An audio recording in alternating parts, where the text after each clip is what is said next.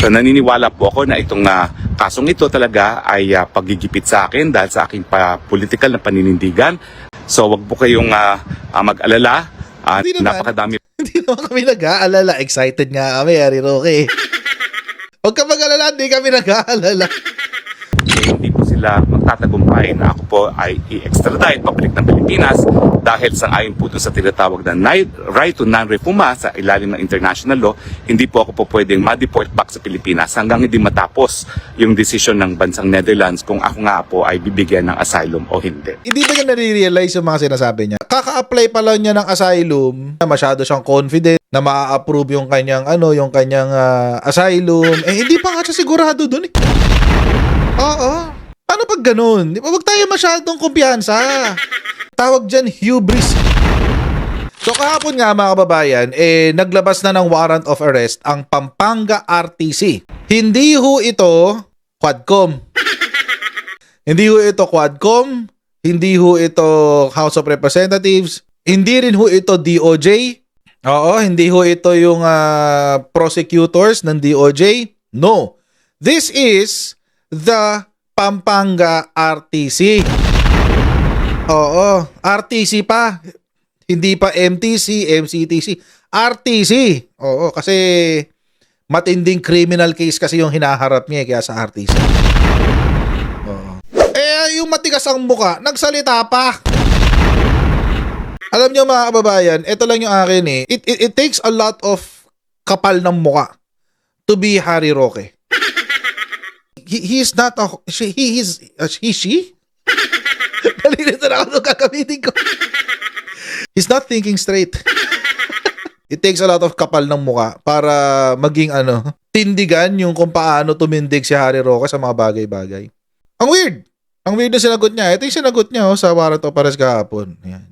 So naniniwala po ako na itong kasong ito talaga ay paggigipit sa akin dahil sa aking political na paninindigan, dahil sa aking walang tinag na pagsusuporta sa mga Duterte, at naniniwala po ako na ito'y dahilan para magpalakas pa dito sa aking aplikasyon sa asylum dito po sa bansang Netherlands. So ako po'y uulitin ko, gagawin ko po ang lahat ng remedyo sang-ayon po sa ating batas para mapawalang bisa itong impormasyon labang sa akin for qualified trafficking. At inuulit ko po wala po akong kahit sinong recruit at wala pong kahit anong ebidensyong sabuatan, at ang tanging dinidiin nila laban sa akin ay yung pagiging abogado ko, pagpa-follow up, pagsisiguro na ang operasyon na umuupa sa kumpanyang aking kliyente ay legal. Sa akin po, hindi po yan kasalanan. Yan po yung obligasyong gobyerno. Pati yung hangin galit sa'yo, Harry Roque. Pati yung hangin sasabi niya, shut up!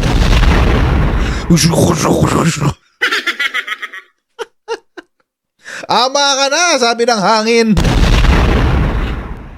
Yan ang ginawa ng isang abogado para kay ka pa magkakaroon ng abogado. Ang gusto mo nga is kukuha ka ng abogado para legal ang lahat ng mga hakbang na gagawin ng mga kliyente. So wag po kayong mag-alala. Hindi naman. Napakadami. Hindi naman kami nag-aalala. Excited nga kami, Harry Roque. Huwag ka mag-alala, hindi kami nag-aalala.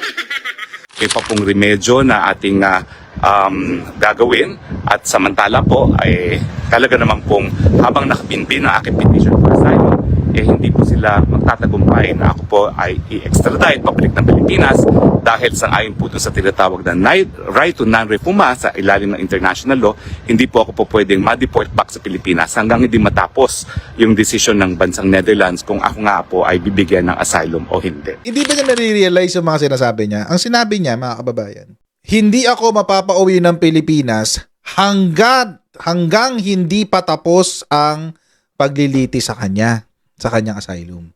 Paano pag tapos na? Paano pag nakipag-usap ang gobyerno ng Pilipinas sa gobyerno ng Netherlands at sinabi, meron kayong nag-a-apply dyan ng asylum, pangalan niya ay Herminiano Roque. Ito yung kanyang warrant of arrest, ito yung kanyang kaso, ito yung ebidensya laban sa kanya, etc. etc. Tapos magdesisyon yung Netherlands, ay oo nga, tama ito, canceled ang asylum. Tulad nun, kaka-apply pa lang niya ng asylum, kung ano-ano nang pinaggagawa niya, tinawag niyang bangag yung administrasyon, tinawag niya kung ano-ano yung pinagsasabi niya, masyado siyang confident na na ma-approve yung kanyang yung kanyang asylum, hindi pa nga siya sigurado doon eh. Oo. Paano pag ganun? Di ba, wag tayo masyadong kumpiyansa. Tawag dyan hubris. Basta nakakatawa pa dito, mga kababayan, gagamitin daw niya itong warrant of arrest bilang patunay na siya ay being politically persecuted. Ang hirap nun, guys. Kasi meron ang warrant of arrest eh. Siyempre may basis yung warrant of arrest mo.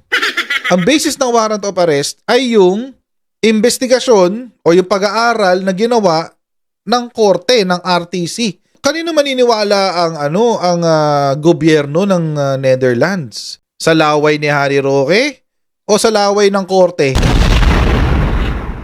Lalo na kung convincing yung decision.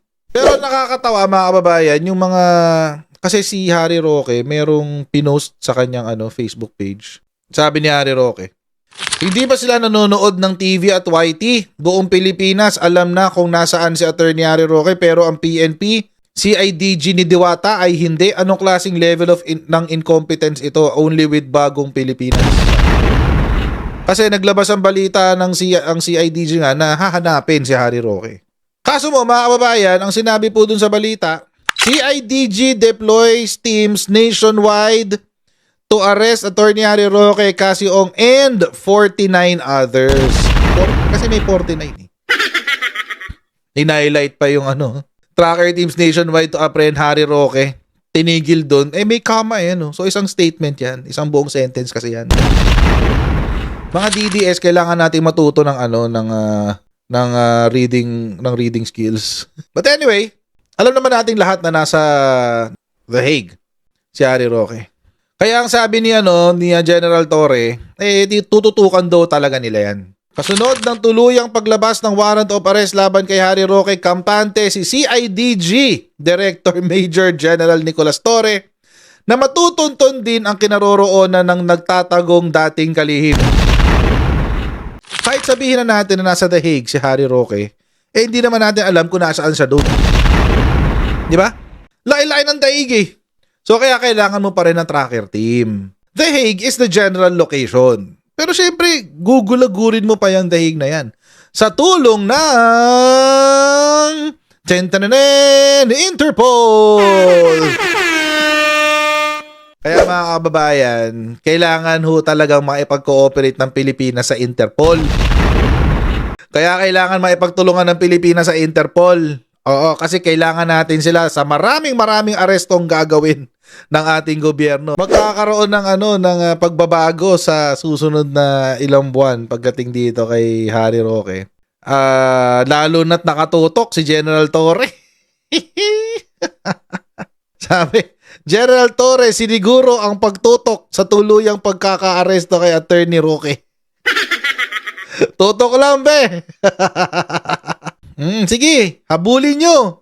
Tapos pag nahuli nyo na, pwede pakibatukan kahit isang beses lang. Isang ganun lang. Isang ganun lang. Isang konyat lang, please, para sa bansa. Ay, my goodness.